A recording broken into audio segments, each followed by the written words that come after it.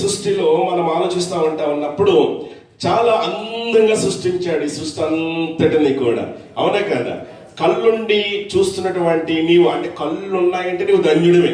ఎందుకంటే కళ్ళు లేక దేవుని యొక్క సృష్టిని చూడకుండా మరొకరు ఎవరో చెబితే వారు విని ఏహో ఇలా ఉంటాదేమో అని చెప్పేసి అనుభవించే వాళ్ళే తప్ప చూడనటువంటి వారు ఎంతో మంది ఉన్నారు, అవునా కదా?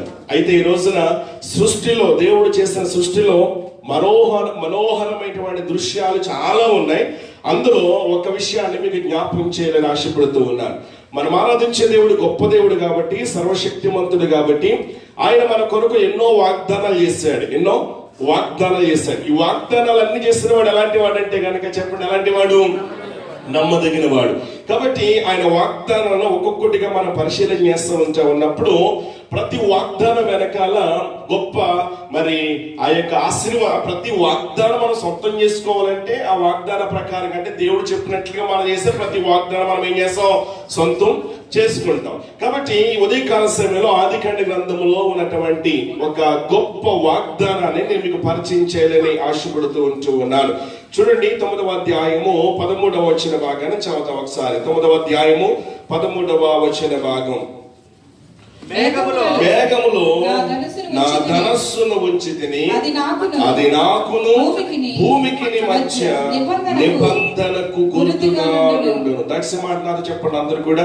మేఘములో నా ధనస్సును ఉంచి తిని అది నాకును భూమికి మధ్య నిబంధనకు గుర్తుగా నుండును. ఇంతకు ప్రారంభంలో జ్ఞాపకం చేశాను, దేవుడు చాలా వాగ్దానాలు చేశాడు అని. మన దేవుడు వాగ్దానాల దేవుడు. దేవునికి స్తోత్రం కలిగిన గాక. అందుకని గొప్ప దేవుడు, సర్వశక్తి సంపన్నుడు ఆయన. కాబట్టి ఇదేనా నా వాగ్దానం ఏం చేస్తూ ఉన్నాడు? మేఘములో నా ధనస్సును ఉంచాను, అది నాకును నీకును మధ్య ఇదే గుర్తు అని చెప్పేసి దేవుడు ఒక వాగ్దానాన్ని ఎవరితో చేశాడు అనమాట? ఇక్కడ నోవాహు గారితో చేస్తూ ఉన్నాడు. దేవుని బిడ్డలను ఆలోచించండి. ఇందాక జ్ఞాపకం చేశాను, దేవుని సృష్టిలో మనోహరమైన దృశ్యాలలో ఒకటి ఏంటంటే గనక ఇంద్రధనుస్సు. ఎంతమంది చూశారు ఇంద్రధనుస్సు? ఎప్పుడు వస్తుంది అమ్మా? ఎన్ని రంగులు ఉంటాయి? చాలా అద్భుతం, అవునా కదా? దేవుని సృష్టిని తలపోసుకుంటే అసలు ఆ రంగుల గురించి, ఒక్కొక్క రంగు గురించి చెప్పాలంటే చాలా శ్రేష్టమైన విషయాలు మనం నేర్చుకోవచ్చు. అయితే ఆ రంగుల గురించి నేను మరొకసారి చెప్తాను. ఈ రోజున ఇంద్రధనుస్సు గురించి కొన్ని విషయాలు మాట్లాడాలని ఇష్టపడుతూ ఉన్నాను. దీన్ని బట్టి మనం ఆరాధించే దేవుడు, మనం పూజించే దేవుడు ఎంత సర్వశక్తిమంతుడో, ఎంత గొప్ప దేవుడు నీకు అర్థమైతే గనుక ఆయనను ఆరాధించుకుంటే ఒక్క నిమిషం కూడా ఉండలేవు. ఆయన కోసం బలమైనటువంటి సాక్ష్యం ఇవ్వడానికి ఏమాత్రం కూడా నువ్వేం చేయవు, సిగ్గు పడవు అనమాట. కాబట్టి ఇది నా దేవుడు అంటే ఉన్నాడు, ఇంద్రధనుస్సును లేకపోతే మేఘములో నా ఇంద్రధనుస్సును ఉంచాను అంటే ఉన్నాడు. అంటే ప్రతి దానికి కూడా ఒక్కొక్క రంగుకు ఒక ప్రత్యేకతను మనం నిలుస్తున్నట్లుగా మనం చూస్తూ ఉన్నాం. అయితే ఈ ఇంద్రధనుస్సు మనకేం తెలియజేస్తా ఉంది అని గనక మనం ఆలోచిస్తూ ఉన్నప్పుడు, దేవుడు వాగ్దానం చేసినటువంటి ఆ దేవాది దేవుడు ఎప్పుడు కూడా మాట తప్పనటువంటి వాడుగా మనకు కనబడుతూ ఉన్నాడు. ఇక్కడ చూడండి, 6వ అధ్యాయము మొదటి నుంచి 10 వచనాలు కనుక మీరు జాగ్రత్తగా పరిశీలన చేసినట్టు చదవవలసిన లేదు. దేవుడు దుఃఖపడుతూ ఉన్నాడు. 6వ అధ్యాయం మొదటి నుంచి 10 వచనాల్లో దేవుడు దుఃఖపడుతూ ఉన్నాడు. అసలు దేవుడు ఎందుకు దుఃఖపడుతున్నాడు అని కనుక మనం ఆలోచించినట్లయితే 5-6 వచనాల్లో అక్కడ ఒక విషయం చదువుతారు. ఇప్పుడు 5-6 వచనాలు. నరుల చెడుతనము భూమి మీద గొప్పదని వారి హృదయములోని తలంపులు ఊహ అంత కూడా ఏమైపోయిందంట? ఎల్లప్పుడూ కూడా కేవలము బహు చెడ్డదంట. చెడిపోయారు. భయంకరమైనటువంటి పరిస్థితుల్లో వారు ఉంచి ఉన్నారు. అందుకనే దేవుడికి ఏమొచ్చింది? దుఃఖం వచ్చింది కాబట్టి 11వ వచనం నుంచి 7వ అధ్యాయము వరకు గనక 5వ వచనం వరకు మనం చదివినట్లయితే దేవుడు నోవాహుతో చెబుతూ ఉన్నాడు, ఇదిగో మరి నేను ప్రసవం చేసినందుకు సంతాపపడుతున్నాను, నేను బాధపడుతూ ఉన్నాను, చాలా దుఃఖం వేసింది. ఎందుకో తెలుసా? నేను నా మహిమ కోసం వారిని సృష్టించాను, కానీ వారు నా మాట వింటారని కొంచెం తగ్గిస్తావా? వారు నా మాట వింటారని, నాకు లోబడతారని, నేను చెప్పింది చేస్తారు అని చెప్పేసి దేవుడు ఏమనుకున్నాడంటే, ప్రజలను సృష్టించిన తర్వాత, తయారు చేసిన తర్వాత ప్రజలు ఏమైపోయారు? చెడిపోయారు, పాడైపోయారు. ఆలోచనలు, తలంపులు, ఊహంతా కూడా చెడిపోయింది. అటువంటి పరిస్థితిలో దేవుడికి కోపం వచ్చి ఏం చేస్తారంటే గనక, ఎవరైనా నీతిమంతుడు అనేవాడు, నా మాట వినేవాడు ఎవరైనా ఉంటారా అని చెప్పేసి దేవుడు చూసినప్పుడు ఎవరు కనబడ్డారు? నోవహు గారు కనబడ్డారు. నోవహు గారు కనబడిన తర్వాత నోవహుతో చెప్తూ ఉన్నాడు, ఇదిగో మరి ఇలాగా ఉంది పరిస్థితి, వీరందరినీ కూడా జలప్రలయం ద్వారా నేను చేయబోతూ ఉన్నాను, అందరిని కూడా ఒక్కరిని కూడా విడిచిపెట్టకుండా తుడిచివేయబోతూ ఉన్నాను. చూడండి, మన దేవుడు ప్రేమగల దేవుడు కాబట్టి, జాలిగల దేవుడు కాబట్టి, ఏదైనా ఒక వినాశనము అనేది ముందుగా నీ మీద రప్పించాలంటే ముందుగానే దేవుడు ఏం చేస్తారనమాట? హెచ్చరికలు తెలియజేస్తా ఉంటాడు. ఇప్పుడు చూడండి, చాలా హెచ్చరికలు మనకు వినబడుతూ ఉంటాయి. ఈ రోజుల్లో మరి చాలా భయంకరంగా పరిస్థితి ఉన్న కారణాన్ని బట్టి ఏం చేస్తూ ఉంటా ఉన్నారు? ఎక్కడికక్కడ హెచ్చరికలు చేస్తూ ఉన్నారు. ఎందుకని? మనం జాగ్రత్తగా ఉంటామని, మనం భద్రంగా ఉండాలని. ఏ శత్రువు చేతిలో పడి నాశనం కాకూడదు, ఏ శత్రువు చేతిలో పడి మనం అధోగతి పాలు కాకుండా ఉండాలని చెప్పేసి అటు గవర్నమెంట్ వాళ్ళ నుంచి, లేకపోతే కనుక కుటుంబ పరంగా, సంఘ పరంగా, సమాజ పరంగా మనం ఆలోచిస్తూ ఉంటుంటే ప్రతి విషయంలో కూడా జాగ్రత్తగా ఉండండి, జాగ్రత్తగా ఉండండి, జాగ్రత్తగా ఉండండి చెప్పేసి ఏం చేస్తూ ఉంటారు? మనల్ని హెచ్చరిస్తూ ఉంటారు. మనల్ని మరి నిద్రపోతున్న మనల్ని ఏం చేస్తూ ఉంటారు? వాళ్ళు లేపుతాం. అంటే నిద్రపోతున్నామంటే గనక మనం ఎక్కువ నిద్రలో ఉన్నాం అనుకోవద్దు. ఆలోచన, ముందు ప్రమాదం ఉందని తెలిసి కూడా మనకేం పట్టనట్టున్నాం.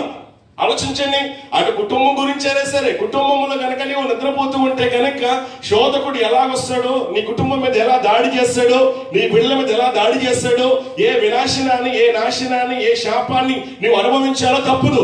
కాబట్టి కుటుంబ విషయంలో ఎవడ భార్యగా, భర్తగా ఉంటున్న నీవు, బిడ్డలుగా ఉంటున్న నీవు, కుమారుడిగా, కుమార్తెగా బాధ్యతను వహిస్తున్న నీవు, మనమందరము కూడా బాధ్యత కలిగి ఉన్నారు. ఆ బాధ్యతను మనం ఏం చేయకూడదు? ఎప్పుడు కూడా మనం మర్చిపోకూడదు అనమాట. కాబట్టి ముందుగా దేవుడు ఏం చేస్తా ఉన్నాడు? హెచ్చరిక తెలియజేస్తా ఉన్నాడు. కాబట్టి ఆ యొక్క హెచ్చరికను ముందుగా ఎవరికి తెలియజేశాడు అనమాట? నోవహును ఏర్పాటు చేస్తున్నాడు. ఇది పరిస్థితి. మరి నువ్వేం చేయాలంటే ఒక వాడును తారు చేయమన్నాడు. తారు చేయమన్నప్పుడు కొలతలు ఇచ్చాడా లేదా? కొలతలు ఇచ్చాడు. దాని ప్రకారంగా నోవహు గారు ఏం చేశారు? వాడును తారు చేశాడు. తారు చేసిన తర్వాత నోవహు గారు చెప్పడం ప్రారంభించాడు. చెప్పడం ప్రారంభించిన తర్వాత ఎవరైనా విన్నారా అంటే కనుక ఎవరు కూడా వినలేదు. ఇక 8వ అధ్యాయం వచ్చేసరికి ఆలోచించాడు నా ప్రీతిని బిడ్డలారా. 7వ అధ్యాయంలో మనం చదువుతా ఉంటే దేవుడు రమ్మన్నాడు. ఎక్కడ రమ్మన్నాడు? వాళ్ళకి వచ్చేయమన్నాడు. వాళ్ళకి ఎంతమంది ఉండాలో దేవుడు ఆశించాడు? అసలు అందరూ ఉండాలని, ఏ ఒక్కరు కూడా నాశనం కాకూడదని. కానీ వాళ్ళలో ఎంతమంది ఉన్నారు? నోవహు గారి యొక్క కుటుంబ సభ్యులు మాత్రమే ఉన్నారు. నోవహు గారితో పాటు ఇంకా ఇంచుమించు 7,000 రకాల జాతులు ఉన్నాయని బైబిల్ చరిత్ర పండితులు చెబుతూ ఉంటారు. ఏదేమైనప్పటికీ ఇప్పుడు చూడండి, 6వ అధ్యాయంలో దేవుడికి కోపం వచ్చింది. 5, 6 వచనాలు ఎందుకు కోపం వచ్చిందో మనం చదివాము. 11వ వచనం నుండి 7వ అధ్యాయము 5వ వచనం వరకు దేవుడు నోవహుతో చెప్పాడు, వాడను తయారు చేయమన్నాడు. నేను వాడను తయారు చేసి జలప్రలయం నేను రప్పిస్తున్నానని చెప్పేసి అన్నాడు. 7వ అధ్యాయం నుంచి కనుక మనం జాగ్రత్తగా పరిశీలన చేసినట్లయితే 6 నుంచి 24 వచనాల్లో జలప్రలయం వచ్చింది. 8వ అధ్యాయంలో ఏమైందంటే జలప్రలయం తగ్గిపోయినట్లుగా మనం చూస్తూ ఉన్నాం. తగ్గిపోయిన తర్వాత ఇప్పుడు 9వ అధ్యాయం వచ్చేసరికి దేవుడు నోవహుతో ఒక అద్భుతమైనటువంటి నిబంధన చేస్తూ ఉన్నాడు. ఆ నిబంధన ఏంటి అని కనుక మనం ఆలోచించినట్లయితే చూడండి, మరొకసారి చదువుదాం ఆ మాట. 9వ అధ్యాయం 13వ వచన భాగంలో మేఘములో 12వ వచనం కూడా చదువుదాం. 12వ వచన భాగం నుంచి చూడండి, మరియు దేవుడు నాకును మీకును మీతో కూడనున్న సమస్త జీవరాశులకును మధ్య నేను తరతరములకు ఏర్పరచుచున్న నిబంధనకు గుర్తు ఇదే. తరతరములకు ఏర్పరచుకున్నటువంటి గుర్తు, నిబంధన, వాగ్దానం ఇదే. ఆ వాగ్దానము, ఆ నిబంధన, ఆ ఒడంబడిక ఏంటయ్యా అంటే కనుక 13వ వచన భాగంలో మేఘములో నా ధనస్సును ఉంచుతాను. మేఘములో నా ధనస్సును ఉంచినప్పుడు నాకు ఒక విషయం గుర్తుకు వస్తుంది. ఏంటో తెలుసా? చదువుదాం ఆ మాట. అది నాకును భూమికి మధ్య నిబంధనకు గుర్తుగా ఉండును. 14వ వచనం కూడా, భూమిపైకి నేను మేఘమును రప్పించినప్పుడు చూడండి, భూమి మీదకి ఏంటంటే మేఘమును రప్పించినప్పుడు ఆ ధనుస్సు ఎక్కడ కనబడుతుంది? మేఘములో కనబడుతుంది. అప్పుడు నాకు ఒక విషయం గుర్తుకొస్తుంది. ఏంటో తెలుసా? 15వ వచనం భాగం. అప్పుడు నాకును మీకును సమస్త జీవరాశులకును మధ్యనున్న నా నిబంధనను ఏం చేస్తాను? జ్ఞాపకము చేసుకుంటాను గనుక సమస్త శరీరులను నాశనము చేయుటకు అలాగో ప్రవాహముగా నీళ్లు రావు. నీళ్లు రావు. సరే, దేవుడు అద్భుతమైన వాగ్దానం, నిబంధన ఇక సంతకం చేసేసాడు ఆయన. మా దేవుని స్తోత్రం చెప్పండి ఒకసారి. వెలుగు ఉన్నావు చెప్పండి స్తోత్రం. నిద్రపోతున్న వారు చెప్పండి స్తోత్రం. Very good. దేవునికి స్తోత్రం కలిగిన గాక. కునుగుపాటు రానివ్వద్దు. ఇక్కడ కునుగుపాటు వేసామంటే కనుక నిద్రలో జారామంటే వేరే కళ వస్తాయి, వేరే దర్శనాలు వస్తాయి. ఆ దర్శనాలు ప్రమాదకరం. కాబట్టి ప్రభు సన్నిధిలో అనాలోచనగా మనం ఉండకూడదు. దేవునికి స్తోత్రం కలిగిన గాక. హల్లెలూయా. తరతరాలలో యుగ యుగాలలో జగ జగాలలో దేవుడు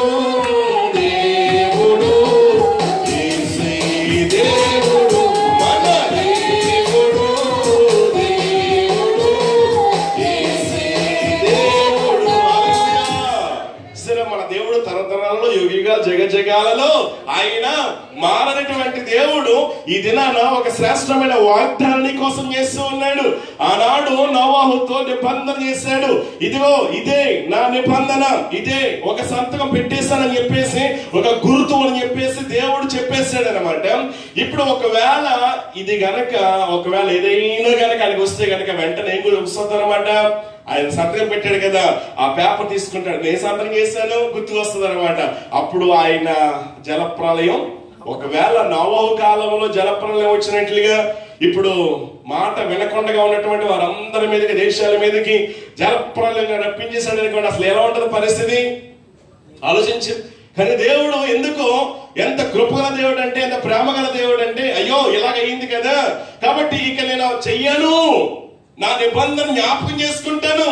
ఒకవేళ అలాగ వచ్చినప్పటికీ ఏ ప్రమాదం వారికి రానివ్వను, ఏ కీడు వారికి రానివ్వను అని చెప్పేసి దేవాదేవుడు అద్భుతంగా మాట్లాడుతూ ఉన్నాడు. అయితే ఈ ఇంద్రధనుస్సు గురించి మనం నేర్చుకుంటా ఉన్నప్పుడు మనకు ఎన్నో ఆత్మీయమైన పాఠాలు మనం అర్థం చేసుకోవచ్చు. అయితే మొట్టమొదటిగా జ్ఞాపకం చేస్తూ ఉన్నాను, ఇంద్రధనుస్సు దేవుని యొక్క శక్తి గురించి మాట్లాడుతా ఉంది. ఇంద్రధనుస్సు దేవుని యొక్క శక్తిని గురించి నీతో నాతో మాట్లాడుతూ ఉంటా ఉంది.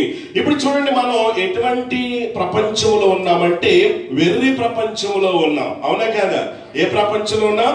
వెర్రి ప్రపంచంలో మనం జీవిస్తుంటూ ఉన్నాం. అందులో మనిషి ఏం చేస్తూ ఉన్నాడు అని కనుక ఆలోచించినట్లయితే నిరంతరము కూడా తన శక్తిని గురించి ప్రగల్భాలు పలుకుతూ ఉన్నాడు. నా శక్తి ఇంత, నా బలం అంత, నా జ్ఞానం అంత ఇంత అని చెప్పేసి.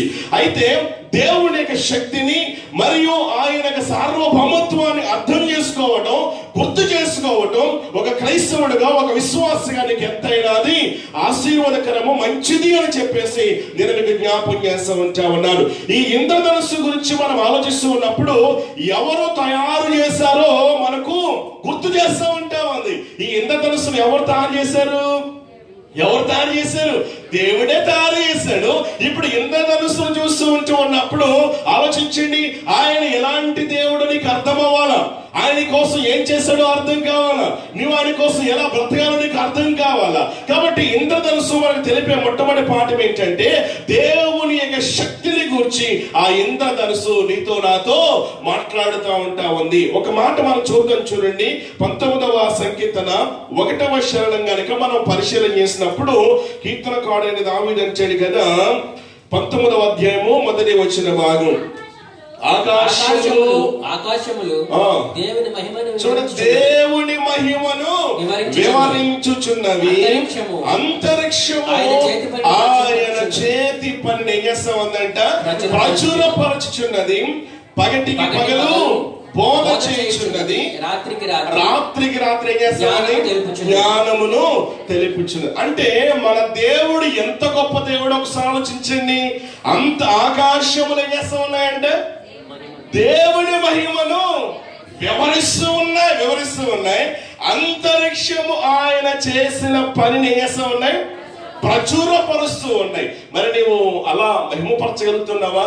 ఆయన గొప్ప దేవుడు, శక్తిమంతుడు, ఆయన లాంటి దేవుడు ఈ లోకంలో ఎవరూ లేరని చెప్పేసి ఆయన శక్తిని జ్ఞాపకం చేసుకుంటూ, ఒకవేళ ఆ ఇంద్రధనుస్సుని కనబడుతున్నప్పుడెల్లా అబ్బా నా దేవుడు ఎంత గొప్ప దేవుడు, నా దేవుడు ఎంత బలవంతుడు, నా దేవుడు ఎంత మరి మంచి దేవుడు అని చెప్పేసి ఆయన నామాన్ని ఎంతగా ఆరాధించగలుగుతున్నావు, మహిమపరచగలుగుతున్నావు. ఒక మాట చూడండి, యెషయా గ్రంథం 40వ అధ్యాయము, యెషయా గ్రంథం 40వ అధ్యాయము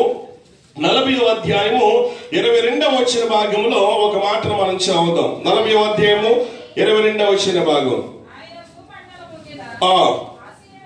చూడండి, ఆయన భూమండలం మీద ఆశ్రుడై ఉన్నాడు, దాని నివాసులు మిడతల వలె కనబడుచున్నారు.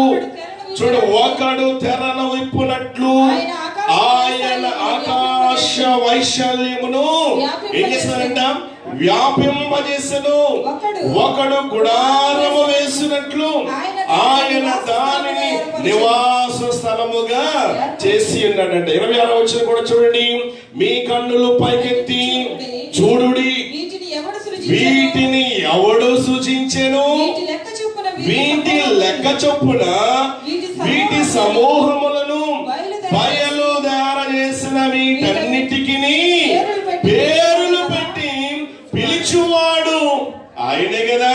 ఇంకేమని తన అధిక శక్తి చేతను, తనకు కలిగి ఉన్న బలాతిశయము చేతను ఆయన యొక్కటైనను విడిచిపెట్టడు. దేవునికి స్తోత్రం కలిగిన గాక. హల్లెలూయా. ఆయన సార్వభౌమాధికారం, ఆయన శక్తి, ఆయన బలం నీకేంటో అర్థం కావాలి. ఉదయకాల సమయంలో ఇంద్రధనుస్సు చూసినప్పుడల్లా కూడా ఒక విషయం నీకు గుర్తుకు రావాలా? నా దేవుడు ఎంత శక్తివంతుడు, నా దేవుడు ఎంత బలవంతుడు. ఆకాశములో ఆయన మహిమను ప్రచురపరచునని, అంతరిక్షము ఆయన చేసిన పనిని ప్రచురం చేస్తా ఉందంటే నా దేవుడు సామాన్య వ్యక్తి కాదు, నా దేవుడు బలవంతుడు, నా దేవుడు గొప్పవాడు, నా దేవుడు అధిక శక్తి సంపన్నుడు, ఆయన ఏదైనా చేయగలడని చెప్పేసి గొప్ప విశ్వాసం నీకుంటే ఈ ఉదయకాలంలో జ్ఞాపకం చేస్తూ ఉన్నాను, గొప్ప కార్యాలు నీ పట్ల ఆయన చేయడానికి ఆయన ఇష్టపడుతూ ఉన్నాడు. అందుకని దేవుడు అబ్రాహాముతో మాట్లాడాడు. 17వ అధ్యాయము 1వ వచన భాగంలో ఏమంటాడంటే గనుక, నేను సర్వశక్తి గల దేవుడను అంటా ఉన్నాడు. అంటే ప్రకృతి యావత్తు ఆధిపత్యమానికి ఆయన యొక్క ఆధిపత్యం అంతా కూడా, ప్రకృతి అంతా కూడా ఎవరికి లోనై ఉంటా ఉంది? దేవునికి లోనై ఉంటా ఉంది. శూన్యములో సమస్తాన్ని కలుగజేసిన వాడు. ఏమండి, ఆకాశాన్ని జ్ఞానంతో కలిచాడంటే ఎవడైనా అన్నాడు? అసలు నీటిని మూటలో కట్టిన వాడు ఎవడైనా ఉన్నాడా? ఆలోచించాడు. ఆయన గొప్ప దేవుడు. మరి అక్కడ గుర్తుకు రావాలా? శ్రమలు వచ్చినప్పుడు, బాధలు వచ్చినప్పుడు, ఇటువంటి ఇంద్రధనుస్సును చూసినప్పుడల్లా కూడా అబ్బా నా దేవుడు ఎంత శక్తివంతుడు, ఎంత బలవంతుడు, నా దేవుడు తప్పనిసరిగా గొప్ప కార్యం నా పట్ల చేస్తాడు అని చెప్పేసి నువ్వు నమ్మినప్పుడు తప్పనిసరిగా జీవితంలో ఏం జరుగుద్ది? గొప్ప కార్యాలు దేవుడు చేస్తాడు. అందుకే యోబు అంటా ఉన్నాడు, ఇలాగంటూ ఉన్నాడు. ఏమని 12వ అధ్యాయము యోబు గ్రంథము 12వ అధ్యాయము యోబు గ్రంథం 12వ అధ్యాయము 8వ వచన భాగం చదువుతాం ఒకసారి. 12, 8వ వచన భాగం. భూమిని గూర్చి ధ్యానించిన ఎడల అది నీకు ఏం చేస్తుందంట?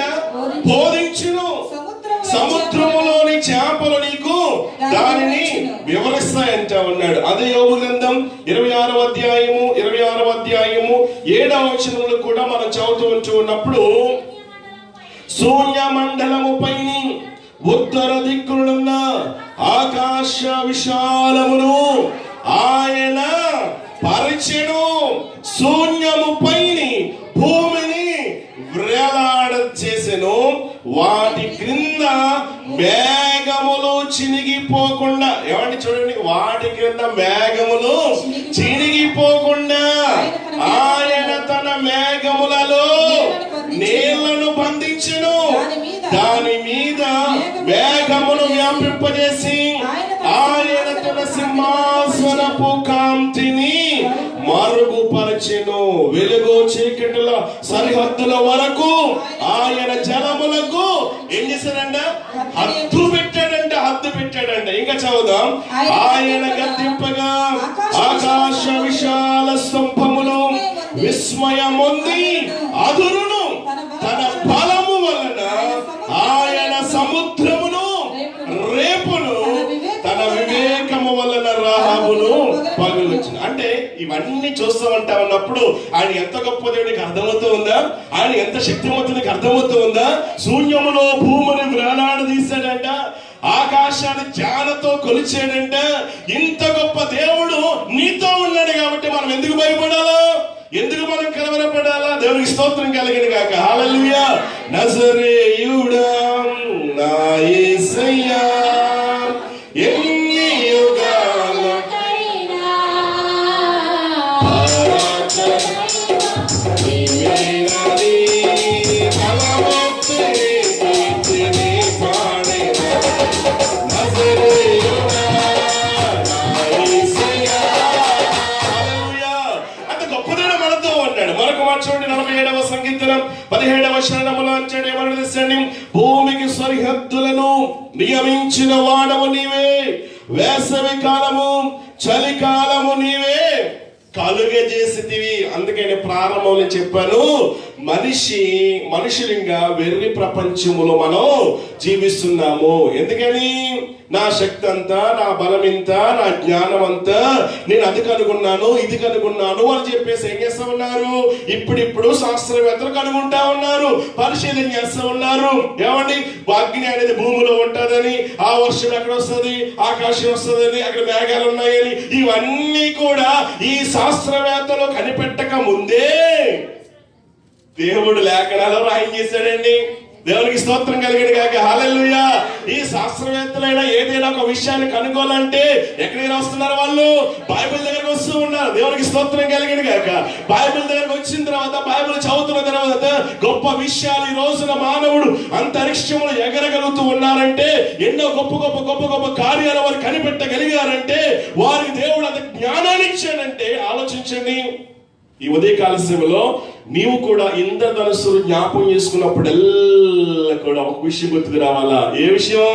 నా దేవుడు శక్తి సంపన్నుడు, గొప్ప దేవుడు, ఆయన గొప్ప కార్యాలు చేస్తాడు. కాబట్టి ఆయన శక్తికి మరి కొలతలు ఏమైనా ఉన్నాయా?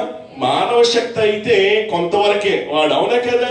కానీ దేవుని శక్తికి అనేది పరిమితం అనేది, కొలతలు అనేవి లేవు. మీకు అర్థమవుతానికి ఒక మాట మీకు జ్ఞాపం చేసి కాస్త నేను ముందుకు వెళ్తాను. మీరు మార్కు సువార్త 4వ అధ్యాయము మీరు జాగ్రత్తగా చదివినట్లయితే 38 నుంచి 40 వచనాల వరకు మీరు చదివినప్పుడు యేసు ప్రభు వారు అక్కడ దోణిలో ఉన్నారు. పడుకున్న తర్వాత ఈ లోపల అక్కడ ఏమైందంట? గాలి వచ్చి ఆ దోణిను ఇటు అటు కొడుతూ ఉన్నప్పుడు శిష్యులేమో భయపడిపోయారు. అసలు భయపడాల్సిన పని ఉందంటే గనక భయపడాల్సినటువంటి పని లేదు. ఎందుకని ఆయన మరి శిష్యులు ఉన్నారు. శిష్యుల స్థానంలో నీవు ఉన్నావు అనుకో, నీవు, నీ భర్త, నీ కుటుంబం, నీ బిడ్డలు ఉన్నారు. ఇప్పుడు నీ కుటుంబం అనేటువంటి దోణి, ఆ పడవ, ఆ నావ ఎక్కడుంది? సముద్రం అనే లోకములో ఉంది. ఏమండి? శ్రమలు అలా కొడుతున్నాయి, ఇలా కొడుతూ ఉన్నాయి, మనశ్శాంతి లేకుండా చేస్తూ ఉంది, అనుకున్నది జరగట్లేదు. ఏమండి? ఓటమి వెంబడి ఓటమి, అపజయం వెంబడి అపజయం, నిరాశ మిగులుతా ఉంది. ఆలోచించిన అటువంటి పరిస్థితులకి ఏం గుర్తుకు రావాలా? ఎవరున్నారు? అప్పటికి కూడా యేసయ్య ఇంటిలో ఉన్నాడు, నిద్రపోతూ ఉన్నాడు యేసయ్య. నిద్రపోతున్న యేసయ్య లేపుతావా? లేకపోతే కనుక నిద్రిస్తున్న యేసయ్యకి ఏ డిస్టర్బెన్స్ లేకుండా ఆకాశాన్ని భూమిని కలుగజేసిన దేవుడు, శూన్యములో సమస్తాన్ని కలుగజేసిన దేవుడు, అంత గొప్ప కార్యాలు చేస్తున్న దేవుడు, సర్వశక్తిమంతు సంపూర్ణమైన దేవాదేవుడు నాతో ఉన్నాడు కదా, నేను ఎందుకు భయపడాలని చెప్పేసి నిశ్చింతగా పడుకుంటావా? నువ్వు ఏం చేస్తావు అమ్మా? నిశ్చింతగా పడుకుంటావా? శిష్యులే భయపడ్డారంటే మనం ఎంత ఆలోచించి, ఆనాడు శిష్యులు భయపడ్డారు. మునిగిపోతామేమో, చనిపోతామేమో, ఈ రోజే ఆఖరి రోజేమో అనుకున్నారు వాళ్ళు. అందుకనే బోధకుడు, నీకేమాత్రం చెందలేదా? మేము నశించిపోతూ ఉన్నాం. సరే, అసలు చింతించాలా వాళ్ళు? ఎవరు భయపడాలి? అసలు భయపడాల్సిన అవసరం లేదు. అయితే యేసు ప్రభు అంటున్న మాట చేశాడు. 39 వచ్చిన మాట ఒకసారి. అందుకు ఆయన లేచి గాలిని గద్దించి ఏం చేశాడంటే? చెప్పాలి మాట. గాలిని గద్దించి నిశ్శబ్దమై ఊరకుండుమని గాలితో మాట్లాడాడు. ఏమన్నాడు? నిశ్శబ్దమై ఊరకుండమని సముద్రముతో చెప్పగా దేంతో చెప్పాడంట? సముద్రం. అందుకనే భూమిని అడుగు, దానికి కలిగేసిన వాడు ఎవడానికి అర్థమవుతుంది. సముద్రాన్ని అడుగు, తెలుసుగా చూడు. ఆకాశంలో ఎన్ని నక్షత్రాలు ఉన్నాయో ఆలోచించండి. ఎంత మరి ఆయన చేసిన సృష్టిని ఒకసారి అర్థం చేసుకుంటే నీ దేవుడు ఎంత శక్తిమంతుడికి అర్థమవుతుంది. ఆ శక్తిమంతుడికి అర్థం కావట్లేదు కాబట్టి చిన్న తలనొప్పి వస్తే, చిన్న జ్వరం వస్తే, ఏదో చిన్న ఓటమి అయితే నువ్వు తట్టుకోలేకపోతున్నావు, ఓర్చుకోలేకపోతూ ఉన్నావు. ఈ రోజున అద్భుతాలు చేసే దేవుడు, ఆశ్చర్య కార్యాలు జరిగించే దేవుడు, ఎర్ర సముద్రాన్ని సహితము కూడా రెండు పాలుగా చీల్చిన దేవుడు, గాలిని సముద్రమును మాట్లాడండి, ఓ సముద్రమా ఓగాలి మాట్లాడుకో, నిశ్శబ్దంగా ఉండు, నోరు మూసుకోమంటే కనుక అవేమైపోయినాయి అంట? దేవునికి స్తోత్రం కలిగిన కాక నిమ్మలమైపోయినాయి. అలాంటి సముద్రాలు కెరటాలు వచ్చి నీ కుటుంబంలో లోకమనే సముద్రంలో నువ్వు ఉన్నావు, అలా కొడుతూ ఉన్నాయి. ఎవరు సమాధానం లేకుండా ఉన్నాయేమో. ఈ దినాన నీకు గుడ్ న్యూస్ ఏంటో తెలుసా అండి? సర్వశక్తిమంతుడని యేసయ్య నీతో ఉన్నాడు. చెప్పండి, నాతో ఉన్నాడు. చెప్పండి అందరు కూడా. ఇప్పుడు ప్రక్కవారు చెప్పండి, షేక్ అందిస్తూ, ఇంత గొప్ప దేవుడు నీతో ఉన్నాడు, కలవరపడద్దామను చెప్పు. దేవునికి స్తోత్రం కలిగిన కాక. హల్లెలూయా, హల్లెలూయా. కన్నీరేలమ్మా కరుణించు యేసు నిన్ను విడువబోడమ్మా, కరుణించు యేసు నిన్ను విడువబోడమ్మా, కరుణ చూపి కలతమాపు యేసే తోడమ్మా. హల్లెలూయా. ఎవరు మనకు? యేసే తోడు. మనకు చూడండి 147వ సంకీర్తన 5వ శరణం. మన ప్రభువు గొప్పవాడు, ఆయన అధిక శక్తి గలవాడు, ఆయన జ్ఞానమునకు మితి లేదు. స్తోత్రం చెప్పండి ఒకసారి. మనం ఆరాధించే దేవుడు ఎలాంటి వాడంట? మన ప్రభువారు, చెప్పండి, గొప్పవాడు, ఆయన అధిక శక్తి గలవాడు. ఎంత శక్తివంతుడండి. ఈ రోజున ఎర్ర సముద్రం రెండు పాలుగా చీల్చిన దేవుడు, నోవాహుతో జలప్రలయం వచ్చిన తర్వాత అందరిని తుడిచివేసిన తర్వాత దేవుడికి బాధ వచ్చిందేమో, అయ్యో ఇక నేను ఇలా చేయను కాబట్టి ఇప్పుడు ఒకవేళ ఇలాగ ప్రజలు జీవించినప్పటికీ, మరలా వారు అలా చేసినప్పటికీ నాకు కోపం వస్తే మరలా నేను నోవాహు కాలంలో ముందుటి కాలంలో ఎలాగైతే జలప్రలయం చందని తుడిచివేశానో మరి అలాగే తుడిచివేస్తాను అని చెప్పేసి దేవుడు ఏమన్నాడంటే, ఇదిగో నోవాహు, నీకును నాకును ఒక నిబంధన చేస్తూ ఉన్నానయ్యా, ఒక సంతకం పెట్టేస్తా ఉన్నాను. ఒక గుర్తు ఇదే. ఏంటో తెలుసా? మేఘములో నేనేం చేస్తాను? నా ఇంద్రధనస్సును ఉంచుతానంట ఉన్నాడు. ఆయన చేసిన సృష్టిలో ఆలోచన ఎన్నో అందమైనటువంటి సృష్టి. ఈ ప్రపంచాన్ని ఆలోచన చేస్తా ఉంటే ఎంతో అందమైనటువంటి మరి సృష్టిని మనం చూసి కల్లారా మన మనసుతో మనం అనుభవిస్తూ ఉంటూ ఉన్నాం. వీటన్నిటిని చూసినప్పుడు ఎల్లప్పుడూ మనకి ఏం గుర్తుకు రావాలా? యేసయ్య శక్తిమంతుడు అని చెప్పేసి నీకు గుర్తుకు రావాలా. చూడండి, ఆయన అధిక శక్తి సంపన్నుడు. మన ప్రభువారు సామాన్య వ్యక్తి కాదండి, ఆయన గొప్ప దేవుడు. కాబట్టి ఈ రోజున మిమ్మల్ని బలపరచడానికి మరొకసారి మాట జ్ఞాపం చేస్తూ ఉన్నాను. ఈ దేశానికి వచ్చిన తర్వాత మనం ప్రయాసపడేది ఇంత అంత కాదు, మన కష్టం పడేది ఇంత అంత కాదు, మామూలు శ్రమ కాదు, మామూలు బాధలు కాదు.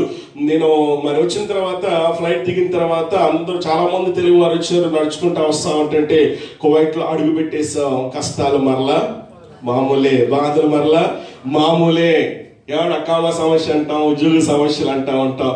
ఇన్ని రోజులు కూడా కుటుంబంతో గడిపొచ్చారు, ఏమండి భర్తతో, భార్యతో, బిడ్డలతో గడిపొచ్చారు, టిప్ టాప్ గా తయారయ్యి ఏమండి చక్కగా మరి ఫ్లైట్ లో వచ్చారు, సంతోషంగా ఆనందంగా. ఇక్కడికి వచ్చిన తర్వాత మరలా బాధలు అనేవి మామూలే. నేను చెప్తూ ఉన్నాను, ఒక విషయం గుర్తు పెట్టుకోండి అమ్మా, ఎప్పుడు కూడా మీరు ప్రభుని ఆరాధించండి, ప్రభుతో స్నేహం చేయండి. ఆయన శక్తిమంతుడు, ఆయన గొప్ప దేవుడు. మిమ్మల్ని ఎప్పుడు కూడా విడిచి పెట్టడు, గొప్ప కార్యాలు చేస్తాడు. ఈ దేశానికి వస్తూ ఉన్నారు, దేవుడి కృప మీకు తోడుగా ఉంటారు, దేవుడు మీకు సహాయం చేస్తాడు, దేవుడు మీ చేతి పని స్థిరపరుస్తాడు. ఆయన సర్వ శక్తి సంపన్నుడు. వారిని మీరు నమ్ముకోవద్దు, ప్రభు యొక్క శక్తిని మీద ఆశ్రయించండి. ప్రభు తప్పనిసరి మీ కుటుంబాల్లో గొప్ప కార్యాలు చేస్తాడని చెప్పేసి వీళ్ళనంత మట్టుకు చెప్పాల్సిన మాటలు చెప్పడానికి దేవుడు కృప చూపించాడు. ఎందుకు మాట జ్ఞాపకం చేస్తున్నానంటే, మన దేవుడు చెప్పండి శక్తిమంతుడండి. ఏ శ్రమను చూసి నీవు బాధపడద్దు. ఉద్యోగం చిన్నదైనా నీ ఉద్యోగంలో లేకపోతే జీతం అంతంత మాత్రమైనా సరే నువ్వు భయపడద్దు, కలవరపడద్దు.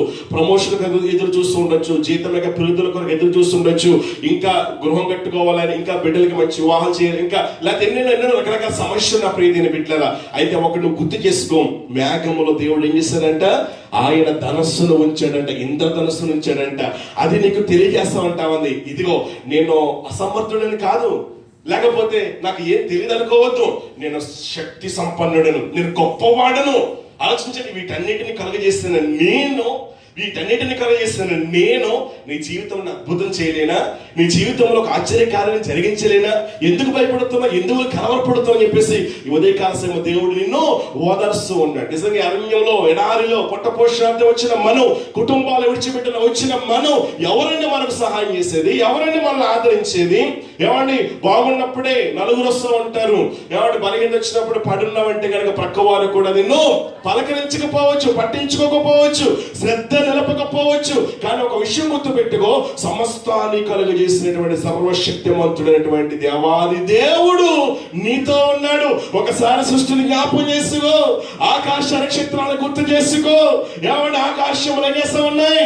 ఆయన మహిమని, గొప్పతనాన్ని ఏం చేస్తా ఉన్నాయంటే ప్రచురము చేస్తూ ఉంటే అంతరిక్షము ఆయన చేసినటువంటి పనిని, కార్యాలను వివరిస్తూ ఉంటుంటే, ఈ రోజున ఈ చిన్నపాటి శ్రమలు చూసి కొంతసేపు మాయమైపోయి, ఈ శ్రమలు చూసి, బాధలు చూసి నువ్వు ఎందుకు తొందరపడుతున్నావు? ఎందుకు కలవరపడుతూ ఉన్నావు? ఎందుకు ఆందోళన చెందుతూ ఉన్నావు? ఎందుకు చింతిస్తూ ఉన్నావు?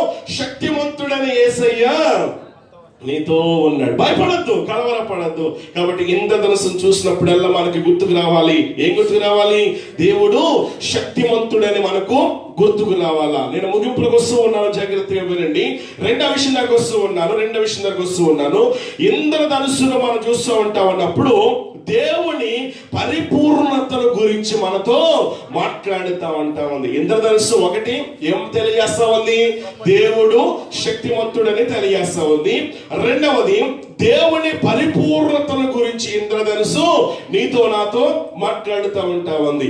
ఇప్పుడు దేవుని చేతి పని మనం ఆలోచిస్తూ ఉంటా ఉన్నప్పుడు ఆయన యొక్క పరిపూర్ణత, ఆయన పాత్ర యొక్క పరిపూర్ణతను మనకి తెలియజేస్తా ఉందా లేదా? సృష్టి అంతటి జాగ్రత్తగా పరిశీలన చేసినట్లయితే ఎక్కడైనా అసంపూర్ణత అనేది ఉందా? ఆయన చేతి పని అంతటిని మనం జాగ్రత్తగా ఆలోచిస్తూ ఉన్నప్పుడు, గమనిస్తూ ఉన్నప్పుడు ఆయన పరిపూర్ణత, ఆయన దైవత్వము, ఆయన పరిశుద్ధతను మనకి ఏం చేస్తా ఉంది? తెలియజేస్తా ఉంటా ఉంది బిడ్డలారా. అంత మాత్రమే కాదు, ఆయన ఈ సమస్తాన్ని మనం చూస్తూ ఉన్నప్పుడు అది వర్ణించలేనిదిగా, ఎలాంటిదంట? వర్ణించలేనిదిగా, అందమైనదిగా, ఎంతో గంభీరమైనదిగా ఉంది. ఏంటది? దేవుడు చేసిన పనంతా, ఈ సృష్టి అంతా యావత్తు కూడా. అంతెందుకు, నీవే చూసుకో ఒకసారి. అద్దం ముందు నిలబడి, అబ్బా నువ్వు ఎంత అందంగా ఉన్నావురా, నువ్వు ఎంత అందంగా ఉన్నావు, ఐ లవ్ యూ అని చెప్పేసి నీవు చెప్పుకున్నావా? చెప్పిన వారు ఎవరు ఉన్నారా? ఏమండి, ఏంటో కలర్ పెట్టాడు దేవుడు నాకు, లేకపోతే కనుక ఇలాగ చెప్పేసి నువ్వు తిట్టుకున్నావా? చెప్పాలా? తిట్టుకున్నావా? నీవే ప్రపంచంలో నీలాంటి వాడు ఎవడు ఉన్నాడా? చెప్పండి. నా దేవుడు నన్ను అందంగా చేశారని చెప్పుకోండి ఒకసారి. ఐ లవ్ యూ మోయిస్ అని చెప్పుకోండి. నన్ను కాదు, మీకు మీరుగా చెప్పుకోండి అమ్మా. చెప్పాలి, అందరూ చెప్పుకోండి ఒకసారి. రవి గారు చెప్పారా? అంటే నువ్వు తిట్టుకున్నావు, దేవుడు చెప్తున్నట్టు. అవునా కదా? మీ దేవుడు చేతగానాడా? ఏమండి, ఆలోచించండి. దేవుడు ఎంత అందంగా సృష్టించాడంటే, నీవు నల్లడైనా, తెల్లడైనా, పొట్టోడైనా, పొడువైనా, లావైనా, ఎవరు సన్నంగా ఉన్నప్పటికీ నీవు దేవుడి చేతి పని. దేవునికి స్తోత్రం కలిగిన గాక. నీవు దేవుడికి పరిపూర్ణతలో ఉన్నావు. కలుగునుగాక అన్నాడంతే, కలిగిపోయింది. మనిషి కలుగునుగాక అంటే కలిగిపోయి ఉండేవాడు. కానీ ఉండాల్సిన అవయవాలు ఉండకుండా వేరే చోట ఆయనకు ప్రమాదం వచ్చిండేదేమో. అందుకని దేవుడు ఏం చేశాడు? విశ్రాంతి తీసుకున్నాడు. నీకోసం పని చేసాడు, కష్టపడ్డాడు నిన్ను తయారు చేయటానికి. నీవు తిట్టుకుంటున్నావంటే నీ దేవుణ్ణి తిడుతున్నట్టే. గుర్తుపెట్టుకో, నీ దేవుడు శక్తిమంతుడే కాదు, ఆయన చేసిన పని చూస్తూ ఉన్నప్పుడు ఆయన చేసిన సమస్తాన్ని ప్రక్కన పెట్టాయి. ఒక్కసారిగా నిన్ను నేర్చుకో, నిన్ను నీవు ఆలోచించుకో. ఒకసారి ఈ ఈ 7 ముద్దలు మనం వేస్తాం కదండి. ఈ 7 ముద్దలు నీకు లాంటిది మరొకడు ఉంటుందా చెప్పండి? ఉండదు. ఈ కంటిలో ఉన్న పొర, ఇప్పుడు మొన్న ఆధార్ కార్డు లేక, రేషన్ కార్డు లేక ఏమండి కళ్ళు టెస్ట్ చేయించుకోమన్నారు, ఫింగర్ పట్టలేదు అని చెప్పేసి మళ్ళీ అప్డేట్ చేయించుకుంటా ఉన్నారు. ఎందుకు రేషన్ కార్డు రాలేదు, ఈ రోజు రమ్మన్నాడు అనమాట ఫోటో తీయడానికి, అప్డేట్ చేయడానికి. ఇంక రేషన్ కార్డు వచ్చేటట్లే మాకు. ఇంకా దేవునికి స్తోత్రం కలిగింది కాక. హల్లెలూయా. ఏమంటే నీకేముంటది, అది నీకేముంటది, మరొకడికి ఉండదు అన్నమాట. ఎంత అద్భుతమైన సృష్టి అండి. అందుకే దావీదు ఏమని తెలుసా? ప్రభువా నీవు కలుగజేసిన విధము చూడగా నాకు భయం వేస్తా ఉందయ్యా, నాకు ఆశ్చర్యము కలుగజేస్తా ఉంటావా ఉంది. ఈ రోజున దేవుని యొక్క ఈ సృష్టి అంతా కూడా అది వర్ణించలేని విధంగా ఉంది, అందమైనదిగా ఉంది, ఎంతో గంభీరంగా ఉంది, వైభవంగా ఉంది. మరి దేవుడు చేసినటువంటి పని అంత పరిపూర్ణంగా ఉంటే దేవుడు ఇంకెలా ఉండాలండి? దేవుడే చేసినది అంతా కూడా, దేవుడు చేసినటువంటి పనే అంత గంభీరంగా, అంత వైభవంగా, గంభీరంగా, అంత అందముగా ఉంటే దేవుడు అలా అనేవాడు ఎలా ఉంటాడు? ఒకసారి ఆలోచించు. ఒకసారి చూడండి ఆ మాట. హబక్కూ గ్రంథం 1వ అధ్యాయము 13వ వచన భాగం. హబక్కూ గ్రంథం 1వ అధ్యాయము 13వ వచన భాగం చూడండి ఒకసారి. హబక్కూ 1వ అధ్యాయము 13వ వచన భాగంలో మనం చదువుతూ ఉన్నాము. నీ కనుదృష్టి దుష్టత్వము చూడలేనంత నిష్కలంకమైనది కదా, బాధించువారు చేయు బాధను సరిపోతున్నా. చూడ ఆ మాట చదువుతున్నా. నీ కనుదృష్టి దుష్టత్వము చూడలేనంత నిష్కలంకమైనది. మరొక మాట చూడండి. 145వ సంకీర్తన 3వ వచన భాగం చదువు ఒకసారి. 145వ సంకీర్తన 3వ శరణం. 145:3. యెహోవా మహత్యము గలవాడు, ఆయన అధిక స్తోత్రము నొందదగినవాడు, ఆయన మహత్యము గ్రహింప సఖ్యము కానిది. 12వ వచనం కూడా చదువుతాం ఒకసారి. నీ భక్తులు నీ రాజ్య ప్రభావమును గూర్చి చెప్పుకొందురు, నీ శౌర్యమును గూర్చి పలుకుదురు. నీ రాజ్యము శాశ్వత రాజ్యము, నీ రాజ్య పరిపాలనకు. దేవునికి స్తోత్రం కలిగిన గాక. హల్లెలూయా. 27వ సంకీర్తన 4వ శరణం కూడా మనం చదువుదాం. 27వ సంకీర్తన 4వ శరణం. త్వరగా సహాయం చేయండి. 27:4వ శరణం. యెహోవా యొక్క ఒక కార్యమడిగి తిని దానిని నేను వెతుకుచున్నాను. యెహోవా ప్రసన్నతను చూచుటకును ఆయన ఆలయములో ధ్యానించుటకును నా జీవిత కాలమంతయు నేను యెహోవా మందిరములో నివసింపగోరు. ఇటువంటి గొప్ప దేవుణ్ణి, అటువంటి శౌర్యము, అటువంటి పరిపూర్ణత, అటువంటి పరిశుద్ధత కలిగినటువంటి ఆ దేవాది దేవుణ్ణి, ఆ మహోన్నతుడైన దేవాదేవుని ఆరాధించడానికి, ఆ పరిశుద్ధతను కొనియాడడానికి, ఆ పరిశుద్ధుల గురించి ఎవరి నోరారా ఉచ్చరించి పొగిడి గణపరచడానికి దావీదు ఏమంటా ఉన్నాడు? నా జీవిత కాలం అంతా కూడా నేను ఎక్కడ ఉండాలని ఆశపడుతా ఉన్నాను? దేవుని మందిరములో ఉండాలని ఆశపడుతూ ఉన్నాను. ఎందుకని? ఒక వరం అడిగాను. ఏంటవరు? యెహోవా ప్రసన్నతను చూచుటకు, ఆయన ఆలయములో ధ్యానించుటకు. చూసారా? ఆయన చేతి పని ఇంత అందంగా ఉంటే, ఆయన చేసిన సృష్టి ఇంత అద్భుతంగా ఉంటే, ఆయన కార్యాలు ఇంత అద్భుతంగా ఉంటే, ఆయన ఇంకా ఇంత అద్భుతంగా ఉంటే, ఆయన ఎలాంటి వాడు ఒకసారి నీకు అర్థం చేసుకో. ఆయన పరిశుద్ధుడు, పరిపూర్ణుడు, ఏ లోపము లేనటువంటి వాడు. కాబట్టి రెండవదిగా మనం నేర్చుకోవాల్సిన విషయం ఏంటంటే, దేవుని యొక్క పరిపూర్ణతలో ఇంద్రధనుస్సు మనకు తెలియజేస్తూ ఉంటా ఉంది. కాబట్టి ఆ ఇంద్రధనుస్సును చూసినప్పుడు ఈ సృష్టి ఇంత అందంగా, ఇంద్రధనుస్సు చూసినప్పుడు ఎంత అందంగా ఉంటది. ఒకసారి 7 రంగులతో ఎంత అందంగా ఉంటది. ఆ 7 రంగులు అంత అందంగా ఉంటే దాన్ని చేసినటువంటి ఎవరు చేశాడు? ఆయన ఎలాంటి వాడు? పరిపూర్ణుడు, పరిశుద్ధుడు. కాబట్టి ఆ పరిశుద్ధుడైన దేవుని ఆరాధిస్తూ నువ్వు ఏం చేయాలి? ఇంకా పరిశుద్ధంగా నీవు జీవించాలి. ఎందుకు తెలుసా? ఆయనలో ఏ లోపము కూడా లేదు. ఆయన పరిపూర్ణుడు. లోపము లేని వాడు కాబట్టి మనం కూడా ఎలా ఉండాలి? పరిశుద్ధులుగా బ్రతకాలి. పాడైపోయిన లోకములో చెడిపోయిన ప్రజల మధ్య జీవిస్తున్న నీవు నేను కూడా ఈ సృష్టిని చూస్తూ ఉన్నప్పుడు ఇది దేవుడు చేశాడు కదా, ఇంత అందంగా ఉంది కదా, ఇంత వైభవం, ఇంత గంభీరంగా ఉంది కదా, నా దేవుడు ఇంకెంత గొప్పవాడు, ఆయన కలంకము చూడలేటువంటి వాడు. ఆయన కన్ను దృష్టి ఎలా ఉందంట? నిష్కలంకమైనదంట. పరిశుద్ధుడు. ఆ పరిశుద్ధుడిని బట్టి దేవుడిని ఆరాధిస్తున్నాం, ఇంకెంత పరిశుద్ధంగా ఉండాలి? ఆలోచించు. ఆయన పరిపూర్ణతను మనకి ఇది తెలియజేస్తూ ఉంటా ఉంది. ముగింపులకు వస్తూ ఉన్నాను. 3వ వచ్చిన భాగంలో మనం చదువుతూ ఉంటాము. 3వ అంశాలకు వస్తూ ఉన్నాను. ఇంద్రధనుస్సు దేవుని యొక్క వాగ్దానాల గురించి మనతో మాట్లాడుతూ ఉంది. ఏం మాట్లాడుతూ ఉంది? ఒకటి, ఆయన శక్తిమంతుడని మాట్లాడుతూ ఉంది. రెండవది, ఆయన పరిశుద్ధుడని మాట్లాడుతూ ఉంది. మూడవది, ఆయన వాగ్దానం మనతో మాట్లాడుతూ ఉంది. మరొకసారి మాట చదివి ప్రార్థన చేద్దాం. 9వ వచ్చిన భాగం ఎన్ని? ఆదికాండ గ్రంథం చదవండి ఒకసారి, త్వరగా సహాయం చేయండి.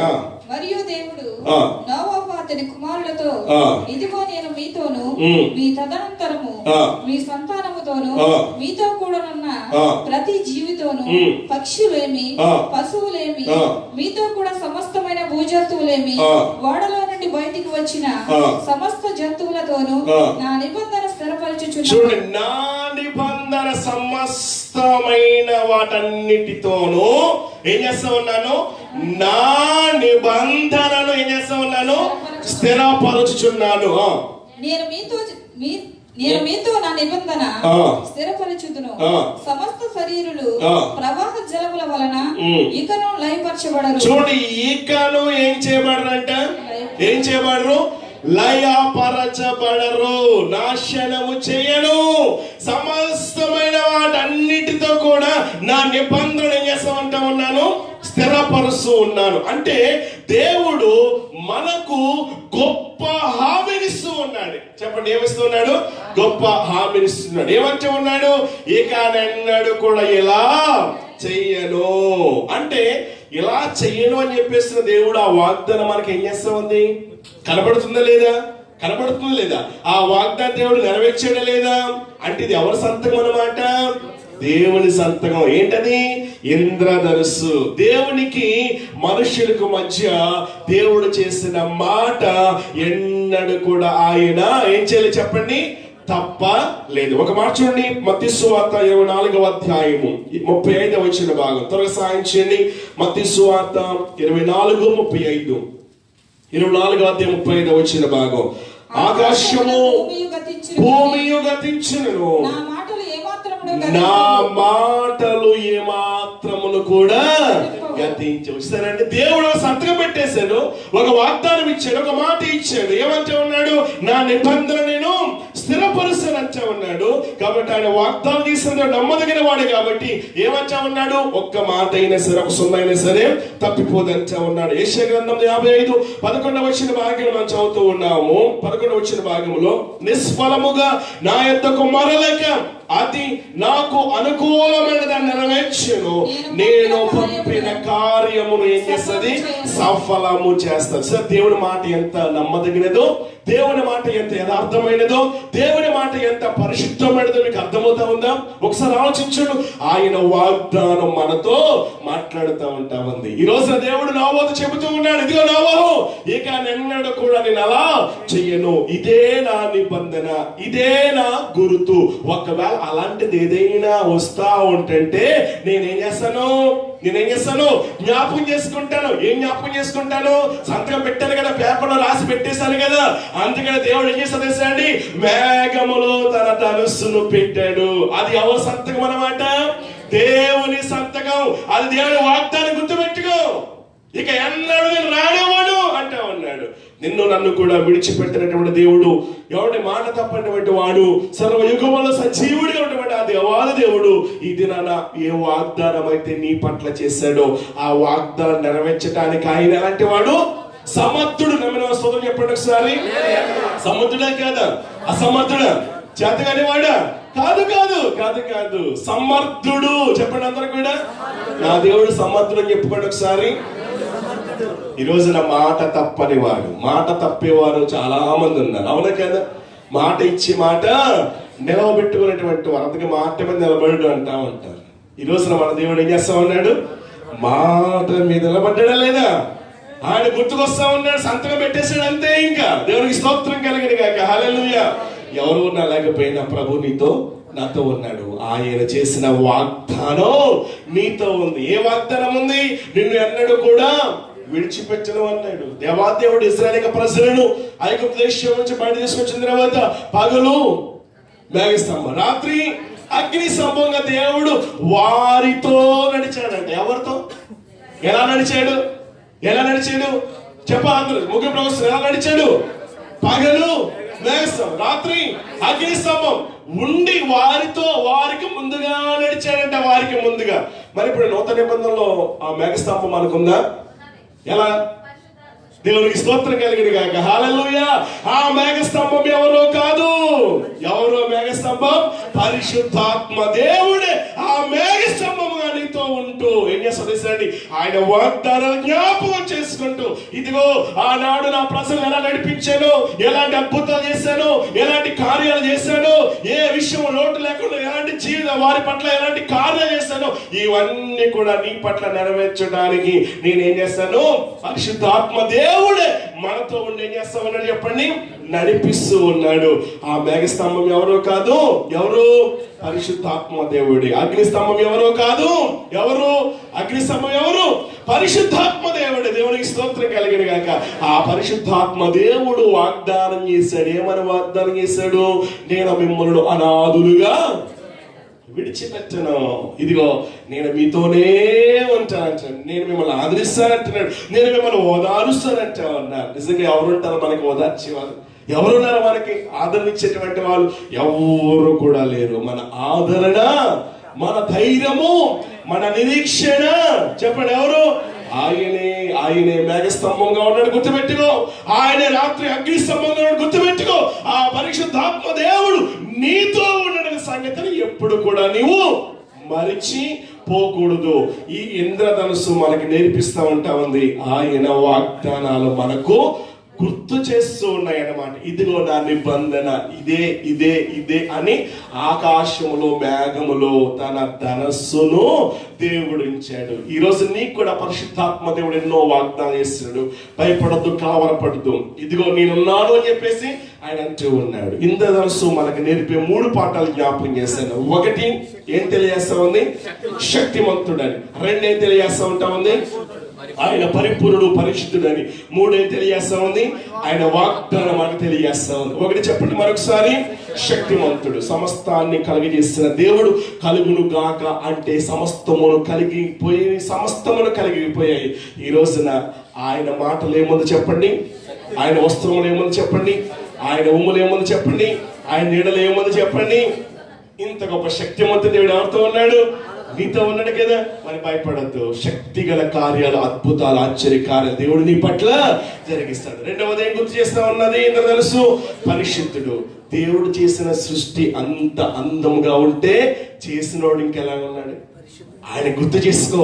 ఆయన పరిశుద్ధుడు. అందుకని ఎవరు సమీపింపరాని తేజస్సులో ఉన్నాడంట. ఆయన కోటాను కోట్ల దూతల చేత కెరూబులు సెరూబులని ఏం చేస్తా ఉన్నారు? పరిశుద్ధులని కొన్ని ఆడబెడుతూ ఉన్నారు. ఆలోచించే ప్రకటనలో మనం చదువుతా ఉంటాం 4వ అధ్యాయం అనుకుంటాను. ఆయనకు సింహాసనం ఉందంట. ఎక్కడ? పరలోకములో. అక్కడ ఎన్ని సింహాసనాలు ఉన్నాయి? 24 సింహాసనాలు ఉన్నాయి. ఎంతమంది పెద్దలు ఉన్నారు? 24 పెద్దల మంది ఉన్నారు. ఏం చేస్తా ఉన్నారు? కొన్ని ఆడుతూ ఉన్నారు. ఇంకా వారితో పాటు ఏం చేయాలంటే తెలుసా? 4 జంతువులు ఉన్నాయంట. ఏ జంతువులు అయ్యి? 1 సింహం అంట, 2 ఎద్దు అంట, 3 పక్షిరాజు జాడ.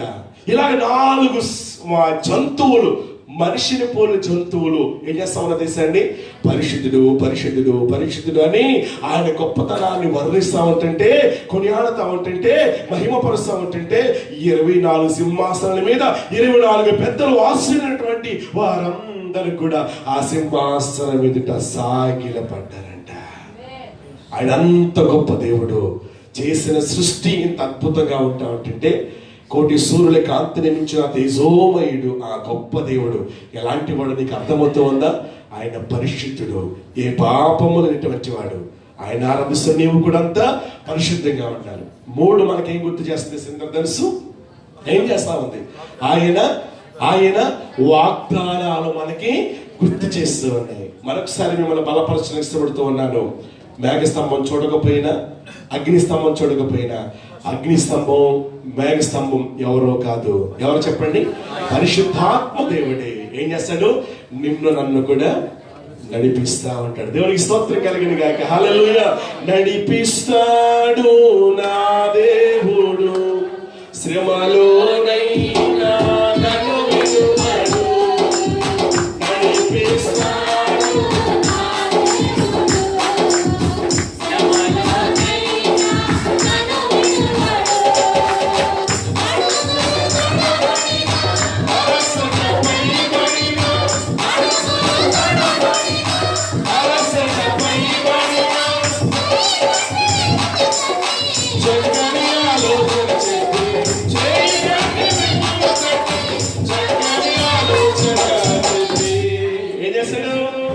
నడిపిస్తాడు మన దేవుడు. మధ్యలో అమాంతంగా విడిచిపెడతామనుకుంటున్నారా? విడిచిపెట్టాడు. ఇదిగో యుగ సమాప్తి వరకు సదాకాలము నేను మీతో ఉన్న వాగ్దానం చేసిన దేవుడు, ముదిమి వచ్చు వరకు నేను మిమ్మల్ని ఎత్తుకుని వాడను, నేనే మిమ్మల్ని ఓదర్చు అని వాగ్దానం చేస్తున్న దేవుడు సదాకాలము చెప్పండి నీతో నాతో ఉన్నాడు. సృష్టిని గుర్తు చేసుకున్నప్పుడల్లా అక్కడ ఒక పాఠము నీవు నేర్చుకోవాలి. అందుకే భక్తుడు పాడాడు, సృష్టిని చూడన్నా అది ఎంతో బాగుంది, ఎవరు చేసిరే అది ఎలా కలిగెను. సృష్టిని చూడన్నా ఒకసారి బాగుందా లేదా? మరి ఆ సృష్టిని చేసిన దేవుడు ఒకసారి గుర్తు చేసుకుని, యేసయ్యా సృష్టిని కలగజేసిన ఆకాశము భూమి నక్షత్రాలు కలగజేసావు, వాటితో పాటు ఏమండి ఈ భూమి మీద 6 అడుగులుగా ఉంటున్న నన్ను ఎంత అద్భుతంగా చేసావయ్యా. ఇచ్చిన రంగును బట్టి నీకు స్తోత్రాలయ్యా, ఇచ్చిన బ్యూటీని బట్టి నీకు స్తోత్రాలు. అంటే ఎప్పుడైనా స్తుతించావా? దేవుడిని ఆరాధించావా? ఆరాధించకపోతే చిన్న మాట చెప్పు, అద్దం దగ్గర వెళ్ళి ప్రతిసారి అద్దం చూడకుండా ఉంటావా? చెప్పండి, ఎవరున్నారు ఈరోజు? ఎవరూ లేరు. ఏమంటే అర్థం చూసినప్పుడు ఎల్లా కూడా యేసయ్యా నేనే ప్రభువా, నన్ను ఎంత అందంగా సృష్టించావయ్యా.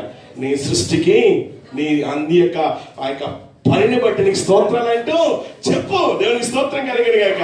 సృష్టిని చూడన్నా అది ఎంతో బాగుంది, ఎవరు చేసే అది ఎలా కలిగెను.